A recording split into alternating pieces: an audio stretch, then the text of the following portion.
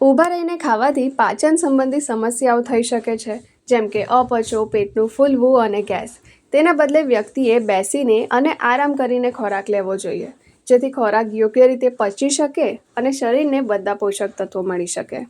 ઊભા રહીને ખાવાથી પાચન પ્રક્રિયામાં વિક્ષેપ પડી શકે છે, જેના કારણે અપચો, પેટનું ફૂલવું, ગેસ, એસિડિટી જેવી સમસ્યાઓ થાય છે.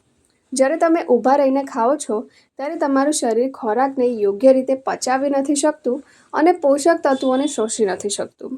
ઊભા રહીને ખાવાથી પેટમાં રહેલું એસિડ પાછું અન્નનળીમાં વહી શકે છે અને જેના કારણે તમને છાતીમાં અગન પણ બળે છે. એક તો તમે ઊભા રહીને જ્યારે ખાઓ છો ત્યારે એકદમ ઝડપથી ખાઓ છો, જેના કારણે યોગ્ય રીતે ચાવવાની ક્ષમતાનો અભાવ થઈ જાય છે અને પાચન સમસ્યાઓ થઈ શકે છે. ઊભા રહીને ખાવાથી તમને ખ્યાલ નથી આવતો કે તમે કેટલું ખાધું છે, જેના કારણે એકદમ વધારે ખાઈ લો છો અને પછી વજન વધવાની શક્યતા પણ વધી જાય છે. એટલે હંમેશા બેસીને ખોરાક લેવો જોઈએ.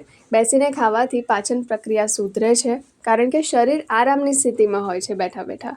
બેસીને ખાવાથી શરીર ખોરાકને યોગ્ય રીતે પચાવે છે અને પોષક તત્વોને પણ શોષી શકે છે.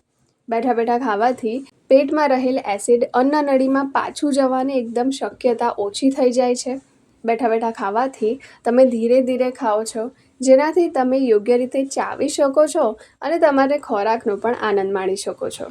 બેઠા બેઠા ખાવાથી તમને ખ્યાલ આવે છે કે તમે કેટલું ખાધું છે, જેથી કરીને તમે ખોરાક અને વજન બંનેને કંટ્રોલ કરી શકો છો. બેઠા બેઠા ખાતી વખતે તમારે પલાઠી મારીને બેસવું જોઈએ, તે એકદમ શ્રેષ્ઠ માનવામાં આવે છે. તમારા ખોરાકને સારી રીતે ચાવીને અને ધીમે ધીમે ખાવું જોઈએ. જમતી વખતે તમારા ખોરાક પર જ ધ્યાન આપો, અન્ય વસ્તુઓથી દૂર રહો. ભૂખ કરતાં વધારે ના ખાઓ અને પેટ ભરાઈ જાય ત્યારે ખાવાનું બંધ કરી દો.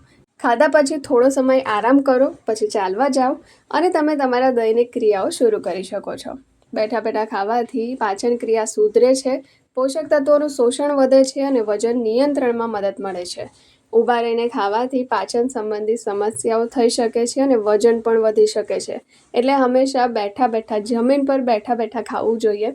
આ વિડીયોને બધા સાથે જરૂરથી શેર કરજો અને મારી ચેનલને સબસ્ક્રાઈબ કરવાનું ના ભૂલતા.